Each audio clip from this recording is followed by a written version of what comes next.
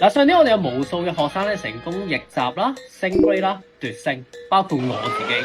嗱，你可能話佢哋不嬲係好勁或者好聰明先可以做到咁短時間進步咁大啦，咁明顯就唔係啦。有啲底子好啲嘅同學仔永遠傾喺樽頸位，有啲底子差嘅同學仔都會永遠覺得喂，點解咁勤力背咗咁多嘢都進步唔到咧？咁其實就係因為咧經濟學唔係死記硬背操 past paper 就可以，我哋靠嘅一套思維、一套推論去慢慢推出唔同嘅題目，點樣 set 題。